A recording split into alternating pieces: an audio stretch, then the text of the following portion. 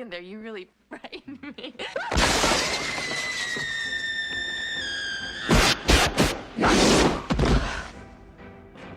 Just the pussy I've been looking for. Touch of the bubbly. Oh, a little bit of the bubbly. All right, here we go. Alex, Batman Returns. We are here on a different day than we recorded the first one because we finished recording and then the entire night turned into a fucking nightmare. So here we are on day 2 of episode 2. Yeah. But yeah, Batman Returns, the sequel to Batman 1989, which, holy shit, if I can just go behind the scenes for a second, I have spent the past 12-ish hours editing that fucking video to try to get it past Warner Brothers copyright, and I still got copyright claimed, but they let me keep the video up on attempt number 11. So fuck you, Warner Brothers. I hope you hear this.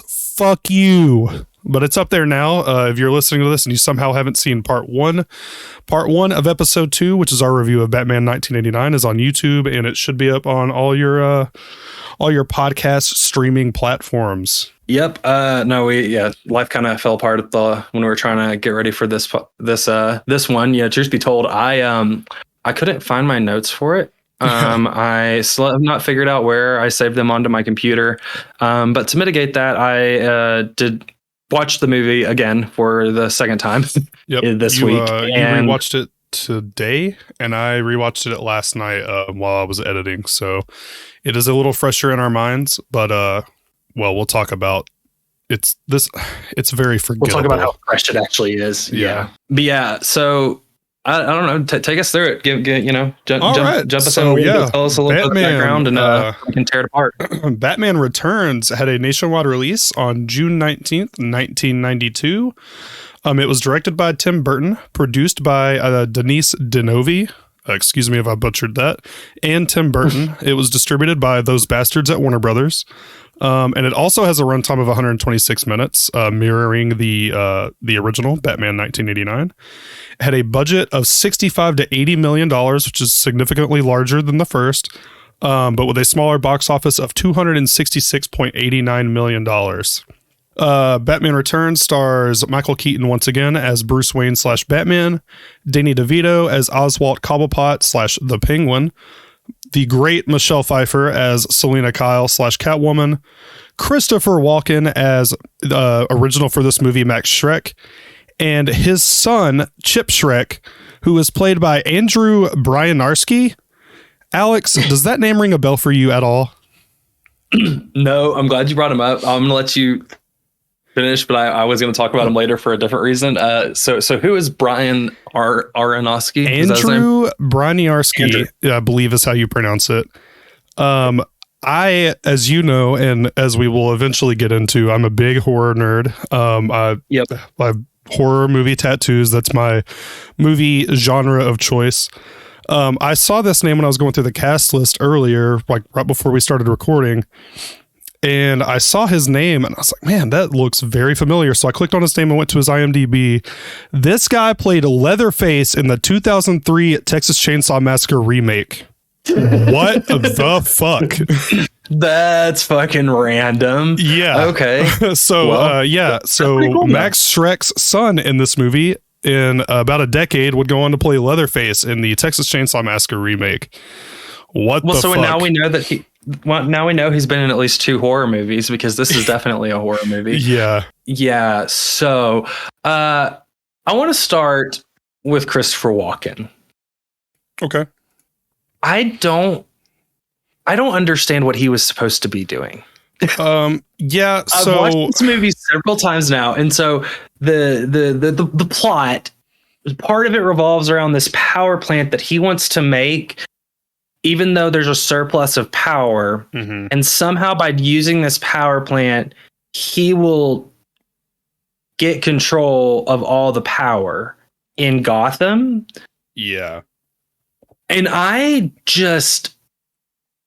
understand it's a comic book movie, and I one of the things I really appreciate about this movie over the first one is that they actually made it feel like a comic book movie.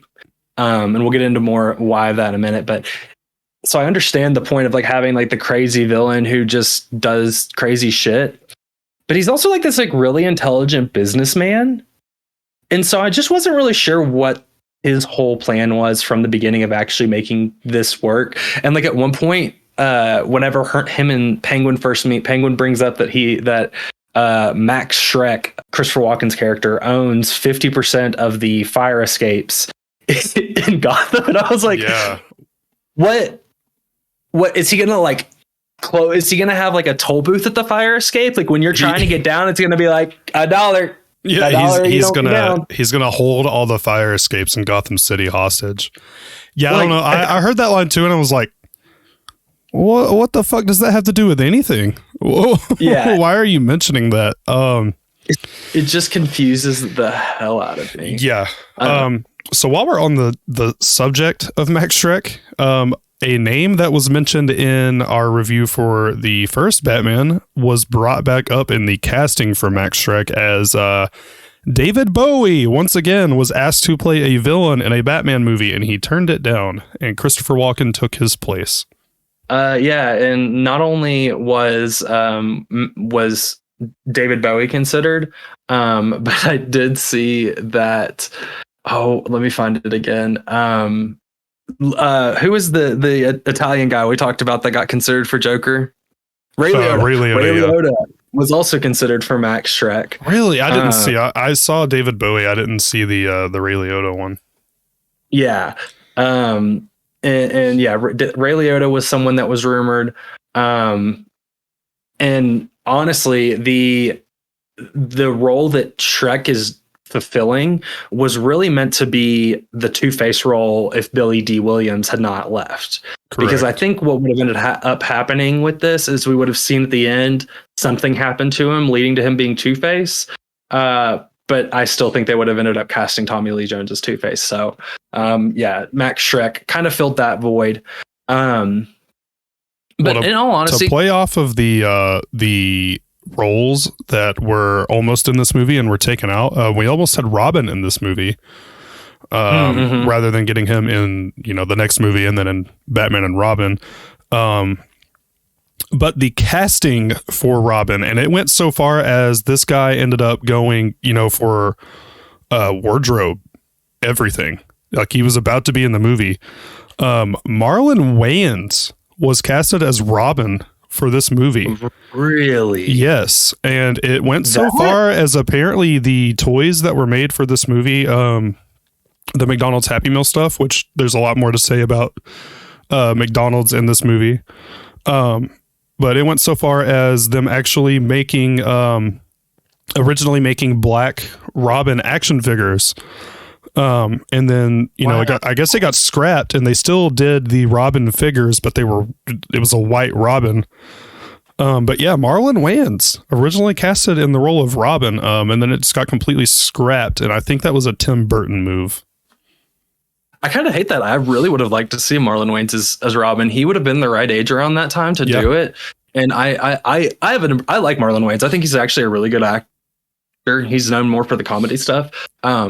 Man, that would have been really interesting. I didn't know that. That's really cool. Yeah, I saw that and I was like, man, that is honestly really cool. And then I was watching some videos at work earlier because I've had nothing to do at work except watch YouTube. And yeah, the action figure thing, like I'm pretty sure it was either the McDonald's Happy Meals or it was just action figures in general. But there are like I'm not big in action figures, so I don't know correct terms, but like pre-production action figures that were made, and it was Black Robin, and then the final product ended up being White Robin. But yeah, Marlon Wayans, Robin, that would have been really cool. Yeah, no, that would have been really, really cool. Another casting that originally was up for some kind of big controversy was the casting of Catwoman. Originally, Annette Bening was cast as Catwoman, and Michelle Pfeiffer was actually really upset. She really, really wanted this role, and was pretty torn up when she didn't get it. And Annette Bening ended up being cast after Tim Burton saw her in the movie The Grifters. And then she got pregnant. and so actually, before you move on, you mentioned yesterday in the last in the Batman review You didn't know the actress's name. I ended up finding it out. Sean Young is who was originally supposed to play Vicky Vale. Mm-hmm. Sean Young once again was casted in the role of Catwoman, and then it was taken away from her. Insane. Poor woman. Another lady that was almost given the role of Catwoman, Cher. Oh man, yeah, that would have been not good. There's and we'll get into it. If the last movie could have turned into a softcore porno at any time, this could have turned into a full-on like BDSM scene. This movie's horny as fuck. Horny as fuck. I cannot imagine how much higher the horny level would have gotten with Cher. Not like just her entire presence exudes horny.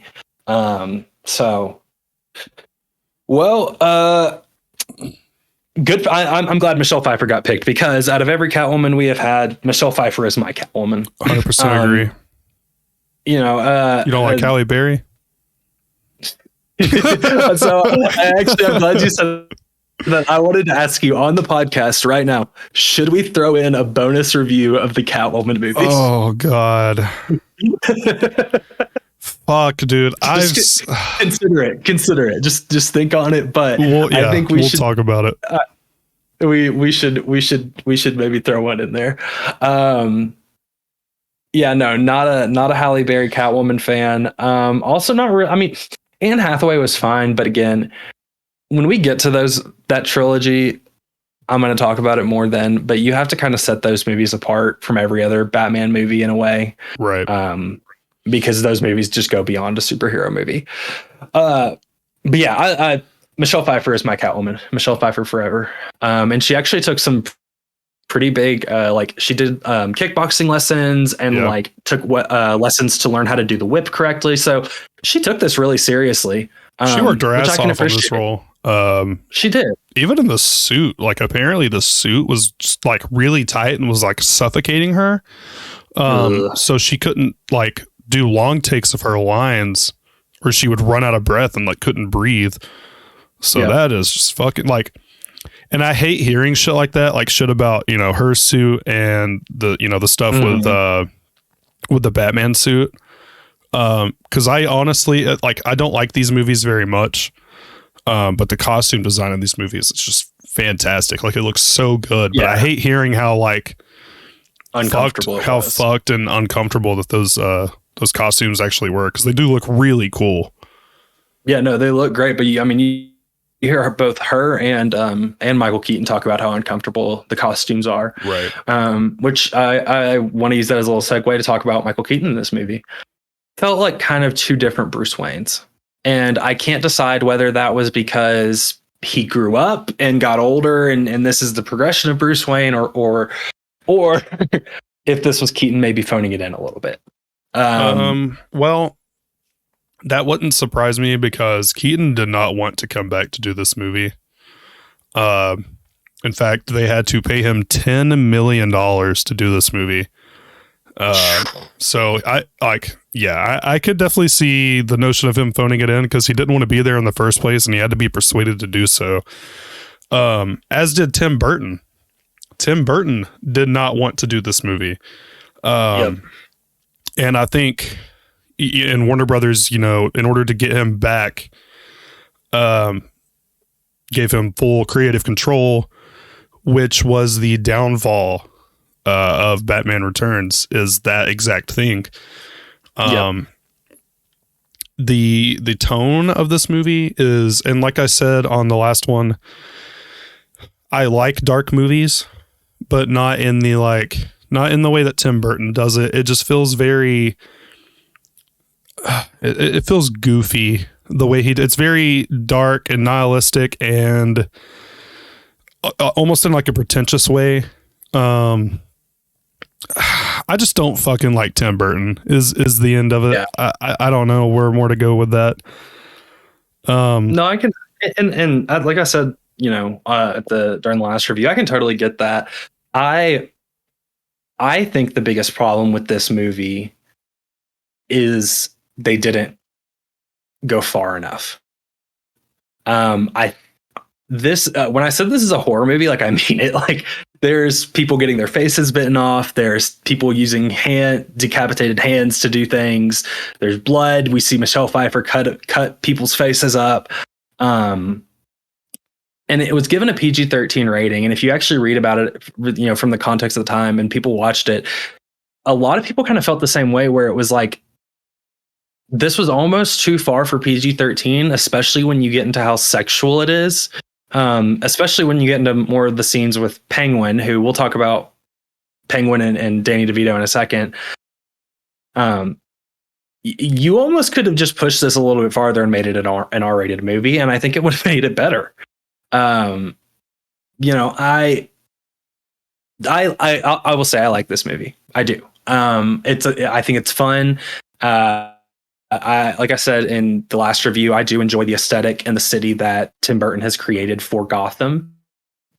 But at the same token, it definitely goes just a step too far in this movie, especially when we get into things like there's at one point this giant clown head on top of Shrek's building. It's just like, why is that there? Who would want that? Yeah. On the other side of that, I did not like this movie. I was able to tolerate all the Tim Burton shit in the first one because he was handcuffed and Warner Brothers was still very much so involved in the you know, the direction of the movie. They gave him full control of this one, and it turned into I didn't like it. I can't really like put it into any prettier words than that. Like I can't sugarcoat it. I just simply did not like this movie. I didn't like much that was going on with it. It was too Tim Burton. I loved the way the city was in the first one. In this one, it feels it just feels off. It just feels very forced. I don't like some of the things he did with some of the characters. Penguin being one of those characters, and we'll get more into that as we get to it. It really just it's.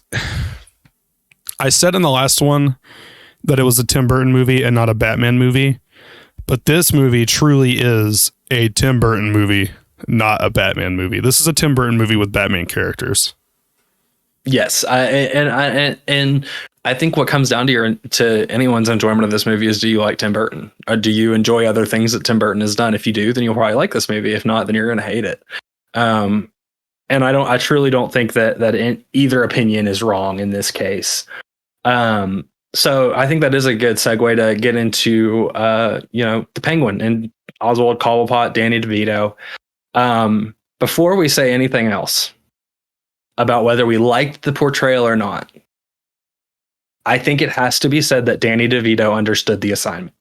Yes, absolutely. He knew what he was there to do, and he did it better than I think anyone else could have been. And I just want to quickly read off the list of other people that were considered before DeVito got the part.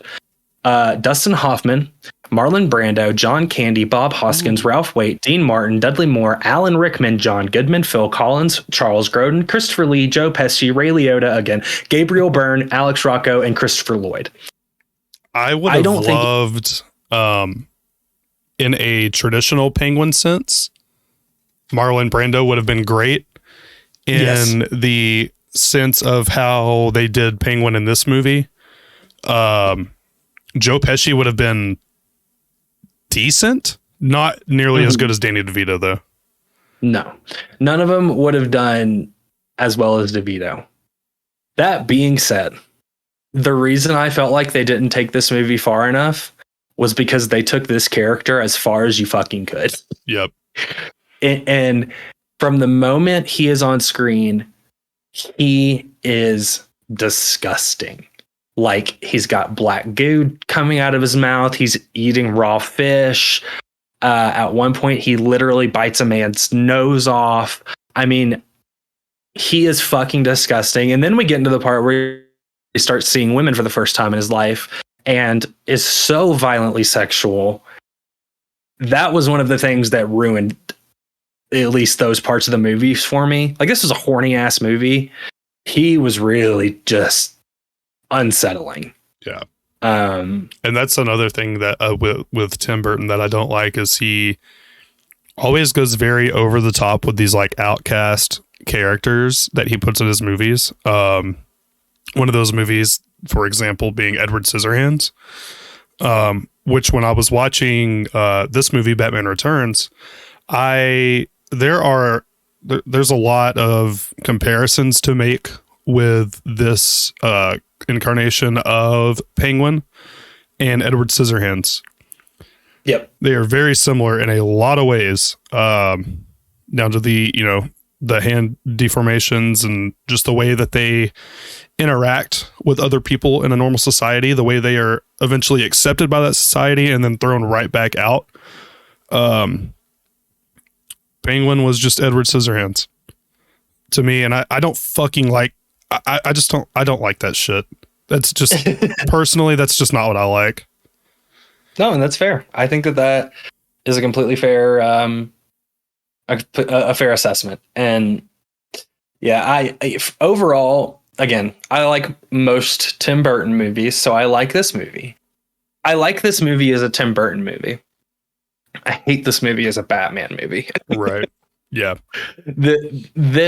And I enjoy whenever people can take media that I love and put it into a form that I don't expect. I think one of the best examples of this is a little off topic, but the Star Wars Visions show. It's an entire series on Disney Plus of just mini episodes done by different anime studios. And the things that they do in that are so cool and so fucking out there and not anything you would ever associate with Star Wars. So I can appreciate the value of seeing characters that I love done in a different way. This just doesn't fit anything about Batman, though. No. I guess this is probably a good way to kind of get into our recap of the movie. Even from the get-go, you don't feel like you're watching a Batman movie. Mm-mm. I mentioned in the last review that I felt like the journalists were really stupid because I didn't have any idea what Bruce Wayne looked like. And I want to apologize to those journalists because I've realized now it's not that they're stupid, it's that the entire city of Gotham are all fucking morons. Yes. And like it's really hard for me to get into a movie where their only intelligent character is the main character. Yeah. And I had that complaint about the last movie. And so just so we're clear, the rest of my review, I'm not talking about this movie as a Tim Burton movie. I'm talking about it as a Batman movie. As a Batman movie, the entire point of Batman is that, yes, he is super hyper intelligent, but so are his adversaries.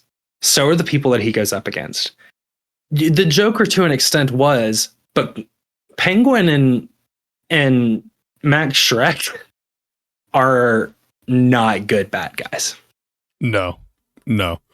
And it's even like Max Schreck isn't even a part of the Batman zeitgeist.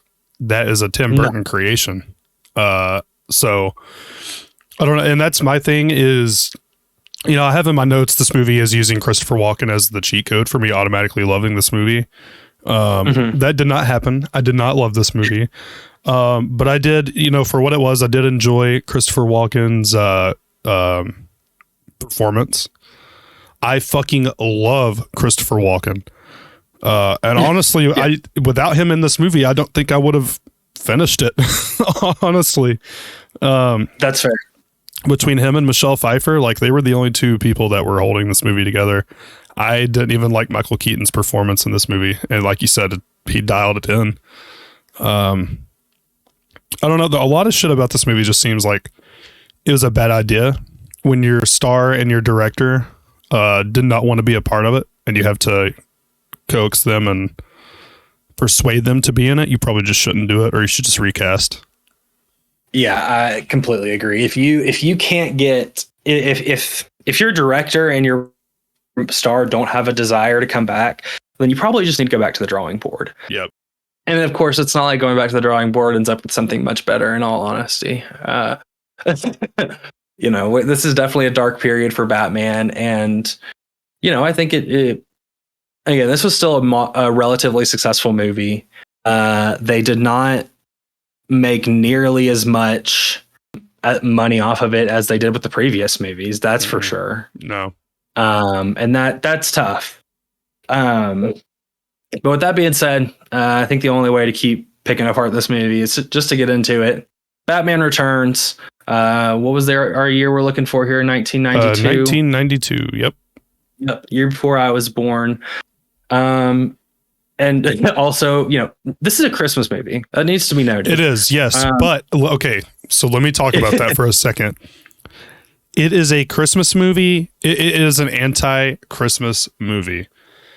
It's not a Christmas movie in the sense that you think it is, and I hate being this guy who like gets so in depth with shit because I hate the like fake deep bullshit that people do when they talk about movies. But this movie is anti-Christmas in every sense of the term. It's based during Christmas time, whatever. It is so dark and gloomy that it just shows, one, bad shit doesn't stop happening just because it's the holidays. Two, people are fucking depressed around the holidays, and fucking Bruce Wayne is depressed this entire fucking movie. Selena is depressed this entire fucking movie. The story of Penguin is fucking depressing. And Max Shrek is doing shitty shit around the holidays. Like, this movie it's not like cheery, happy Christmas. It's, hey, shit still sucks around the holidays, just so you guys fucking know that. And just to really set over the edge how much of an anti-Christmas Christmas movie it is, it was released on June 19th, 1992. So we open up with a ridiculously long intro where we see Oswald Cobblepot's parents, and we hear a screaming child that is locked in a box. Fun fact: did you notice who Oswald Cobblepot's dad is? Yes, he played Penguin in the series from the 60s. Yes, that's also. Well, hold on. Now I need to double check mine because I had a note that. Or am I wrong? Wait, am I wrong? You might be. So he was played by Paul Rubens, who is Pee Wee Herman. What the fuck? I didn't even recognize him as Pee Wee Herman. Yeah, no. He plays Pee Wee Herman, and just a really random ass cameo there. I thought was just kind of funny. What the fuck? But yeah, we see young Oswald locked in his cage, eat a fucking cat. Yeah, that was first like 5 minutes of the movie. Yeah, first 5 minutes of movie, he eats a cat, so that's cool. We see his parents take him down to a river and dump him in a river, and he floats down a sewer where, as you know, and everyone knows, that's where penguins live. Yes. And so he ends up down the sewer with these penguins. And then we get a cutaway that it's 33 years later, which is a really oddly specific amount of time that I just thought was like, why 33 specifically? I don't know. Right. Okay, I think I was wrong. I don't think he played Penguin I don't know where I got that from. They look very similar to each other. They look a lot alike, but yeah, it was Paul Rubens. Huh, okay. Anyway, sorry. You said that and it fucked me up because I definitely thought that was the same guy, but no, I guess I'm wrong. Yeah, just pretty random. But yeah, so we cut to the tree lighting in a massive city with millions of people where there's like 60 people at the tree lighting. And then we see Christopher Walken, aka Max Shrek, having a meeting with the mayor, who is never identified as anything other than the mayor, where we learn that Shrek plans to build a power plant to provide power to the city, even though the city has more than enough power. And no one really understands why he wants to do it, but they're still just like, okay, you're still the greatest person in Gotham, though. We see the creepy ass. Oh, we also meet Selena Kyle, his secretary. Yes, they're played by Michelle Pfeiffer. They're very mean to her and demeaning and sexist. But that's not surprising to white men. We see a creepy ass mouse head that is, I think, like the logo for Shrek's. I don't even know, man. It was weird. This is the point where I realized that everyone in Gotham is a fucking moron because Shrek comes out there and you can take one look at that guy and know he's evil, but they're all like, oh, Matt, thank you for everything you've done. And I'm like, I think Gotham's biggest issue is probably their public education system. So Shrek realizes that he forgot his speech upstairs, which is somehow Selena Kyle's fault. And he says, remind me to be mad at her later for that. And then he gives a speech where he literally says that he wishes he could give everyone more than just some gifts. He wants to give everyone world peace and unconditional love. Again, things that only a sociopath says. All of a sudden, this big box pops up that it looks like a present, and these crazy looking circus performers come out and start attacking people. This is where we see one of the only appearances of Shrek's son, who's like, save yourself, Dad, just go. Dad, go, save yourself. Doing his best. Once again, that is Leatherface. Yeah. I would like to see him dress as Leatherface, say, save yourself, go, Dad, just go. He does a great, like, I'm Christopher Walken's son impression. So yeah, he really does. He knew what he was going for. Batman shows up, but it doesn't really help because our man Shrek still gets kidnapped.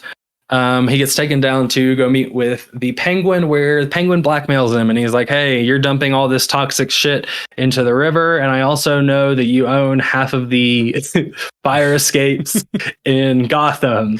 And okay. I wish I had time to like Google what that meant. Like, I feel like there's something I'm missing there, but I don't know. I just feel like it's something very stupid.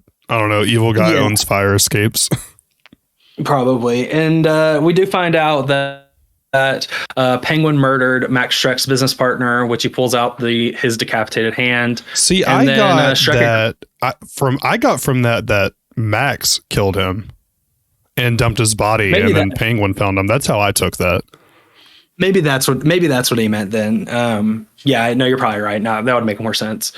And Penguin wants to come back to the surface and be accepted by everyone and loved. The Penguin's lair is done pretty well. I do think it looks pretty dope. But again, the second we meet him, he's just fucking disgusting. Black stuff all over his face. His teeth are all fucked handling this like raw fish and feeding it to the penguins. I see that. I don't like what they did with Penguin in this movie. And I don't want to preach the fucking comic book shit, because I know I just said on the last one that I wasn't going to, but this is not Penguin. This was at any point. This was not Penguin at any point in history. No. Penguin's a normal guy. He's just an evil businessman. That's all he ever was. That's why I'm excited to see Colin Farrell's portrayal of him in this new one, because that's the first time that we're going to see a really, what I feel is going to be accurate version of Penguin. I will say, I don't know if you've ever watched Gotham. The guy that plays Penguin in Gotham, does a very good job of it. I've seen clips from that show. It looks really good. I've been meaning to watch it for a long time. They have one of the most underrated parts or portrayals of the Joker like ever. It's so good. Cameron Moynihan, amazing. But yeah, so Oswald Cobblepot wants to come back to the surface. He wants to be accepted. He wants people to love him, and he wants to figure out who his parents were. We then cut away to Selena Kyle coming home, where she walks in and says, honey, I'm home. I forgot. I'm not married, just so that we all know that she is definitely single. And then she checks her voicemail, and there's some guy asking if they want to go on a vacation. So, yeah. And then he says, nah, never mind. I'm going alone. Yeah. It's interesting. Also, during the scene in Selena's apartment, this has nothing to do with this has everything to do with the movie. I hate when people paint over their light switches. It looks so bad. God. I know. I saw it and I couldn't stop seeing it, and it just drove me fucking insane. Yeah, no, it was pretty horrendous. Also, she gives her cat a bowl of milk. I want to have a PSA real fucking quick. Don't fucking give your cats milk. Milk is really, really, really bad for cats. Really? And like, like the sugars in it can fuck up their stomach. The cream in it, they can't fucking process. Do not give cats cow milk. I think there are some other kinds of milk that are a little better or whatever, but don't give cats cow milk. I did not know that. Thank you for telling me that. You're welcome. it kills me every time I see that in a movie. And then Selena realizes that she actually has to go back to work for some reason. She like leaves herself a voicemail from the office about getting together a presentation for Max for his meeting with Bruce the next day. Yeah. If you remember to leave yourself the voicemail, why do you not just go do it while you're recording the voicemail, you dumb bitch? Yeah, there's nobody intelligent in the city other than Bruce Wayne. She goes back to the building, and she ends up discovering the files about what Shrek is really going to do, where he's going to basically siphon the power from the rest of the city somehow and then have control of the city. Lots of cat puns are made in this like 2-minute exchange. Way too many for it to be funny anymore. And then he like pushes her out of a fucking window, and it was kind of terrifying because she's like, you think he's not going to do it, and she's like, okay, and then he's just like, yeet. It was honestly really fucking funny. I died laughing. She's like, oh, you really got me, you really scared me, and it's just Christopher Walken fucking killing it, and then he goes, fuck you, and pushes her out the fucking window. Dude, I fucking died. Yeets. And then she falls and goes through like 10 different fucking awnings and then slams the ground so fucking hard. This movie was not trying to be funny, but that fucking scene was so funny. Well, and just to add the comedic cherry on top of everything, you then see cats surround her, and cats start licking her. And and somehow that brings her back to life. So she does what anyone would do in that moment, and she goes home and she makes a leather suit with a whip, and starts calling herself Catwoman and licking herself and hissing. And spray paints her apartment and tears her apartment up and drinks milk and is a cat. Michelle Pfeiffer, great Catwoman. Not a great origin. What the fuck? No explanation.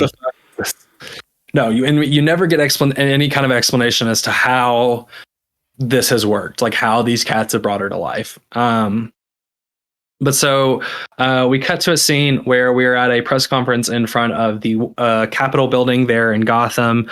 When a clown comes up and very slowly steals the mayor's baby, and everyone just kind of stands there and then he even like takes time to stop and say something into the mic. Yeah. And then he jumps down into a manhole, and you hear him go, no, penguin, no. And then the penguin rises out of the manhole with the baby, and the like penguin a rubber is the ducky hero. Float. Yes, on a rubber ducky float. And the penguin is the hero of the city. Again, how fucking stupid is this entire city? Oh, hey, this really fucking creepy guy who has claws for hands just came out of the fucking sewer with a baby. Hooray! Right. Although there is a lesson to be learned from this movie that we should not judge others, and this all might have been avoided if someone had just loved Oswald from the beginning. If someone comes out of the fucking sewers, I am not going to love them. I'm sorry, Tim Burton. I'm not doing it. No, not doing it, sewer man. He's the city hero. He gains access to all these records so that he can find who his parents are. Bruce immediately doesn't like him because Bruce hates ugly people, and starts looking into things about him, and he finds out that he was a part of the Red Triangle Circus Group, which was also a gang that committed child murders. Pretty fucking terrifying. And did we do get a great line from Alfred here where he's like, why do you want to hate this man? He's like, I can just tell something's wrong with him. And Alfred goes, do you want to be the only lonely man beast in this town? I love that line. But we see Penguin gaining some sympathy from the press by laying flowers on his parents' graves. I really thought at some point we were going to find out that Max Schreck was his dad. That was so the original plan was Max Schreck was going to be Penguin's brother. Yep. Okay. Yeah. That would have been dope. I wish they would have done something with that. And then we see Catwoman come out in all of her catness, and she completely cuts this dude up. And then she borderline sexually assaults the woman who was getting mugged. And she goes, "I am Catwoman, hear me roar," before doing a bunch of backhand springs away. Yeah. Yeah. Michelle Pfeiffer is great. Bruce and Shrek meet, and Bruce disagrees with the power plant because of the surplus.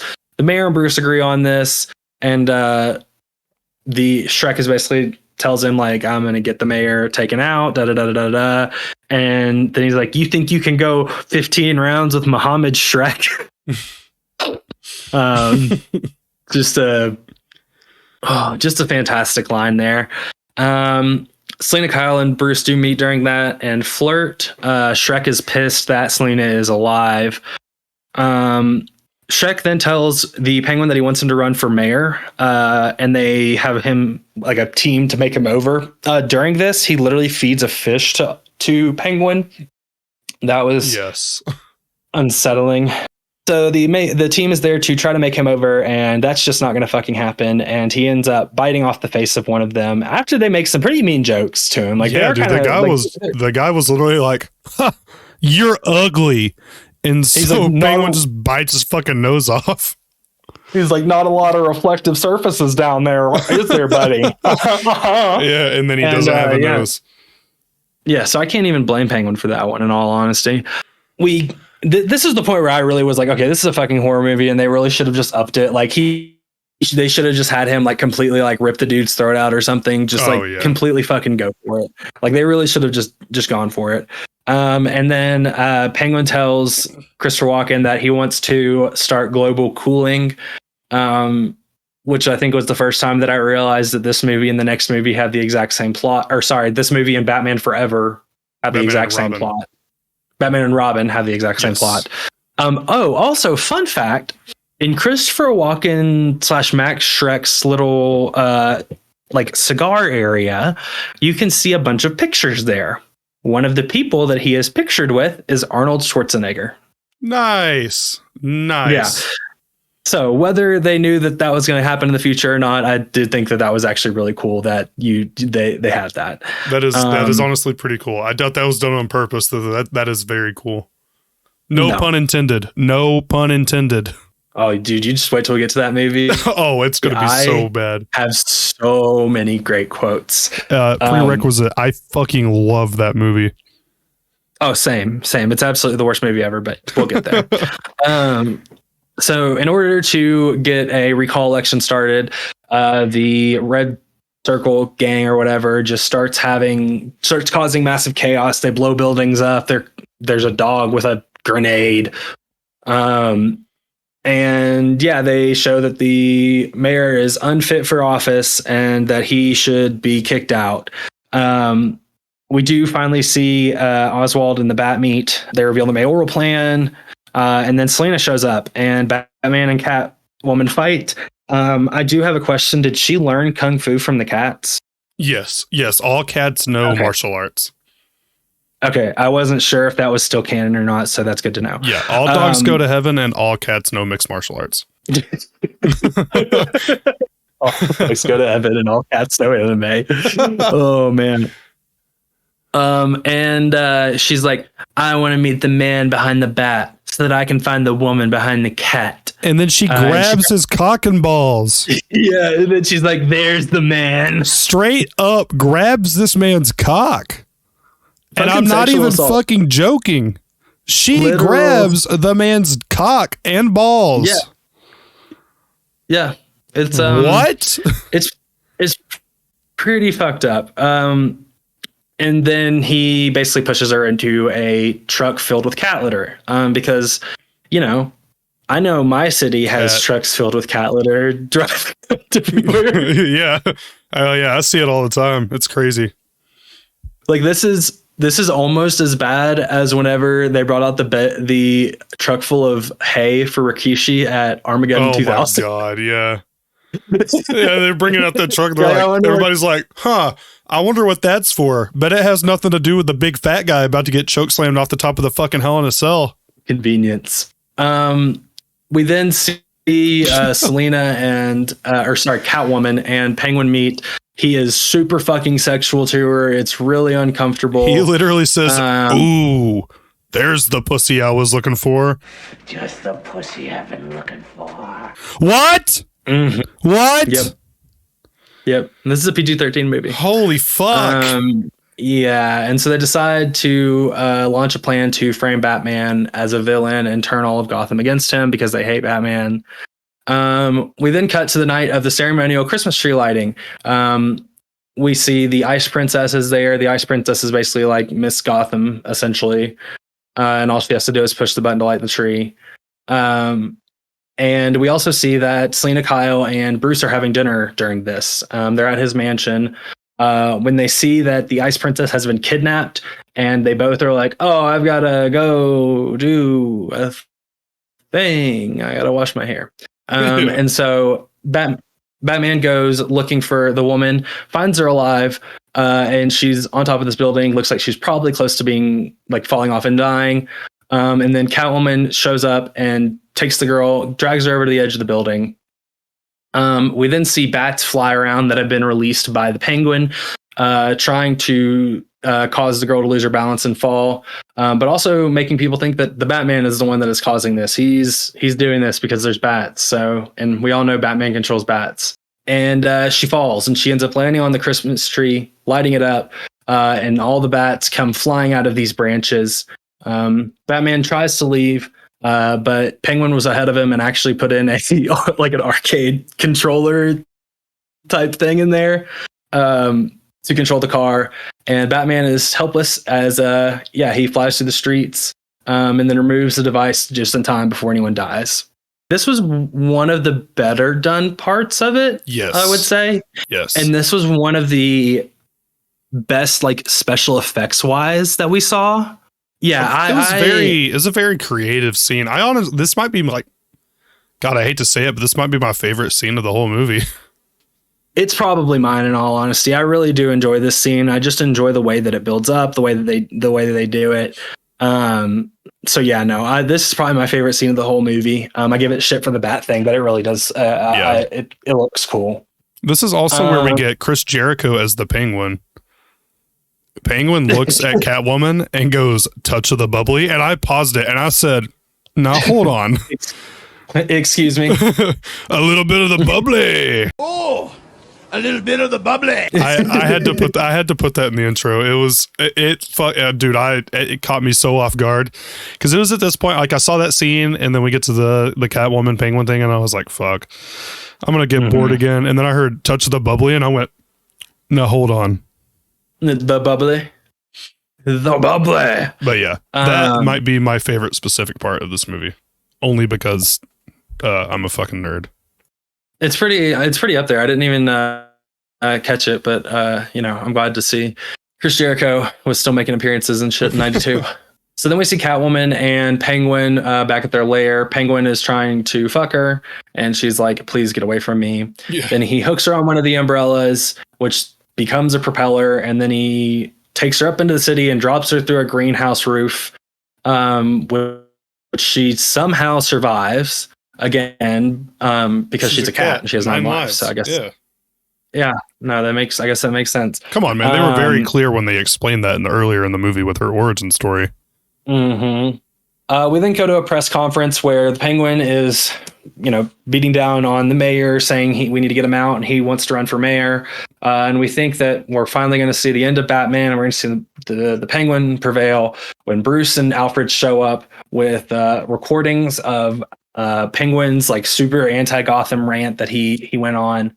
And the crowd turns on the Penguin. He has to escape to the sewers, and he's angry, and he's like, "Fuck people." And my real plan is that I'm going to collect every firstborn son in this city and I'm going to fucking kill him. So while Bruce and Alfred are playing the audio recordings of Penguin saying this fucked up shit, Bruce scratches the CD like a record on a turntable. And it makes the sound of a record on a turntable. Ladies and gentlemen, I just want you to know that's not how fucking CDs work. They don't sound like that when you do that. Are you sure? I am positive. So here's why I doubt you. Because Bruce Wayne is the smartest man in Gotham. So if you dropped me in Gotham City, I would run that whole fucking town in 2 days. I could take that city over in literally a couple hours. Like, and to be fair, once we get into the Dark Knight Returns or whatever, or the Dark Knight Rises, like Bane basically does that exact same thing. Exactly. So, yeah, I think the real story of Batman is that the city is just filled with the dumbest goddamn people on the face of the fucking planet, and so he has to protect them or else they all kill themselves. Yeah. Dropping me in Gotham City and me taking it over is like if you take a Mountain Dew Code Red to like the Middle Ages and just wipe everybody out with it. That is the exact same thing. Everybody gets one sip and they're dead. Yeah. Oh my God. So we see Bruce and Selena together at a Christmas party where they actually realize who each other is. Again, you can't tell whether they're about to start fighting or fucking, probably both. Penguin shows up though, and he's like, I'm taking your children. And he again slowly kidnaps a lot of children. And no one really does anything about it. Oh no. Yeah. Anyway, and he then tries to kidnap Max Shrek's son Chip, aka Leatherface. But Max offers to go with him in place, and Penguin accepts. Batman is here though. He's here to spring into action. And Penguin decides to equip his army of penguins with missiles and mind control devices, and he's going to send them into the streets to punish all of Gotham's children. Oh man, I hate that I wrote this down. So Batman stops the suicide bomber penguins. oh my takes them back to the God. Jesus. That's what they were, though. Yeah. That's exactly what they were. Oh my God. And then Batman gets to the penguin, who tries to fight him with a sword umbrella, but he falls into the disgusting water. Shrek tries to leave, but Catwoman, with a change of heart, is ready to beat the shit out of her former boss.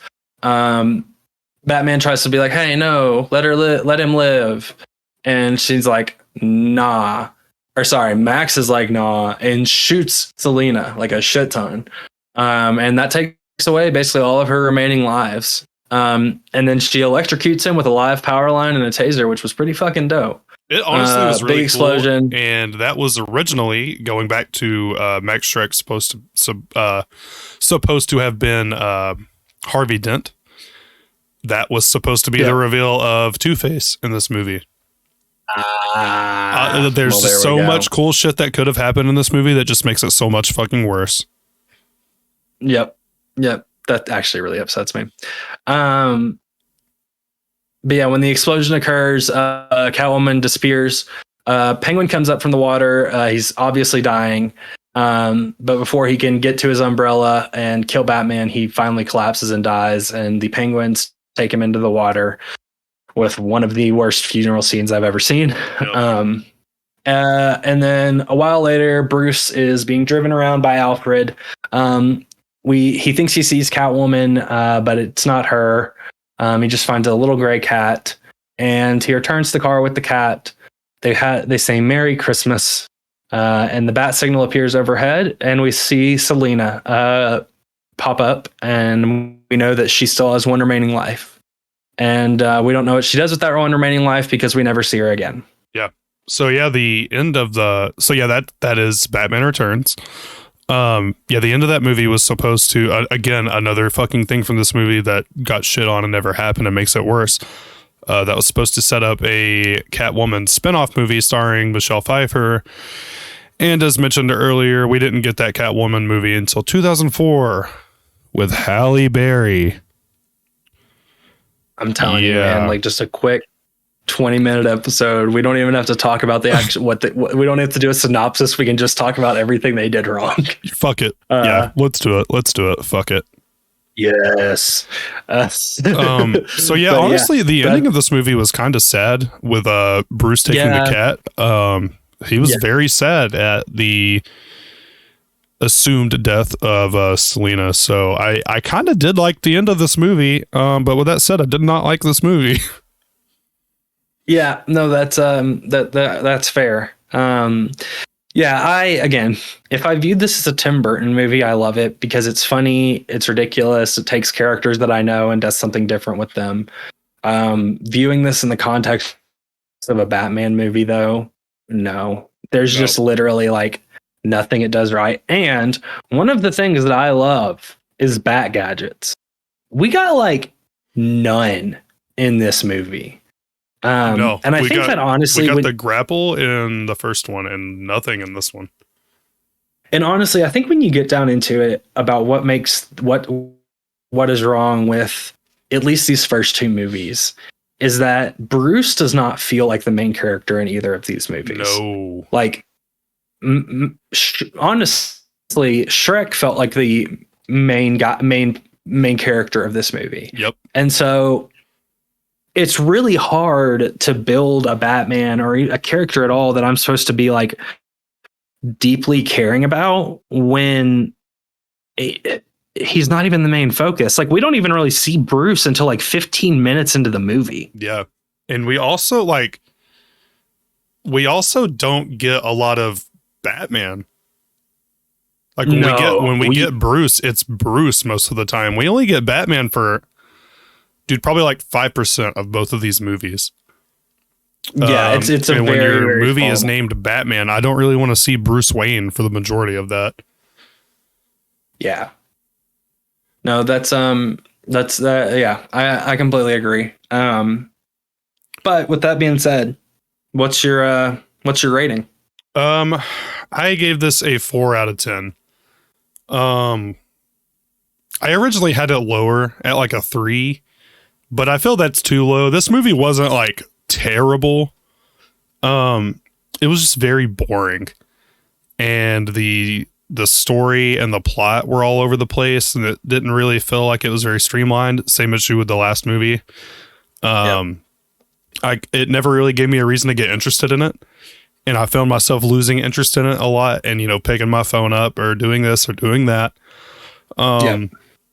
Which is bad because even going into these movies, I had decided I was going to be a little lighter on my note taking so I could pay attention. But this movie gave me no reason to pay attention. So, yeah, I give it a 4 out of 10. Very, very, very boring. I give it a 5. It's not my favorite one. When I'm doing my ratings, I also am trying to think ahead a little bit about how I'm going to feel about the other movies and make sure that I'm being honest with mine. And I can definitely say this isn't my least favorite one, but it's definitely not my favorite. But yeah. So are you going to buy it on Blu-ray? Absolutely not. No. And not even the same thing as it was with the first Batman. If I see this at a flea market, I'm walking right fucking past it. I don't want to see this movie ever again. I'd only seen this movie one time before this past week, and I've watched it twice in the past 7 days. That I don't want to see it anymore ever again in my life. Yeah, no, I'm good. I will definitely pass on purchasing Batman Returns. That's fair. Well, maybe you will feel differently on our next one when we get to what I think is, at least in my memory, the funnest movie in this series or in this first go, Batman Forever, featuring Tommy Lee Jones as Two-Face, Jim Carrey as the Riddler. We get Nicole Kidman as Batgirl and Chris O'Donnell as Robin. I'm excited for this one. I'm really, really excited for this one. Yeah, I know am too. This is honestly one of the objectively probably one of the worst ones. I love Jim Carrey as the Riddler. Jim and Carrey I said it before, I love Tommy Lee Jones as Two-Face. Yeah. I'm super stoked. Yeah, I'm excited for this one. You know, That finishes up the Tim Burton Batman duology. He is out after this movie. And then Batman Forever brings in Joel Schumacher, who, as you said earlier, this movie is pretty shit on, pretty universally. yeah. But I don't want to say too much, but I have not rewatched this movie yet, and I have not rewatched Batman and Robin. Nope. I have been ridiculed for years for saying that I love both of those movies. So we'll see if my opinion still stands. I'm actually probably going to finish recording this, cut the recording, and then watch Batman Forever as soon as we're done. Yeah, the same. Yeah, I love both of those movies. So we'll see if my opinion changes. But yeah, this is the end of Tim Burton's Batman. Thank fucking God. You know, just really quick, this is really silly. I'm looking at the cast list for the next one. Jon Favreau is in it as an assistant, as well as Drew Barrymore as as Sugar, Two-Face's good assistant. So, just fun facts. Well, yeah, good deal. Go out, go watch these movies. Tell us what you think. Tell us why we're wrong, and yeah. Enjoyed it. We have a Twitter account now. I almost forgot to plug it. It is, we finally have a Twitter account. I've been procrastinating on that, like I have everything else, at IBRIBF. I couldn't fit the whole podcast name in there, understandably so. It's long as fuck. But yeah, go follow us on there. I'm posting updates on shit. You'll see me ranting a little bit about Warner Brothers earlier. But this is it. We'll see you on the next one when we talk about Batman Forever. Jesus, dude, it's been a long fucking week. It's been a very long week, but we'll be back next week to get back at it. It's been real and it's been fun, but it ain't been real fun. Bye.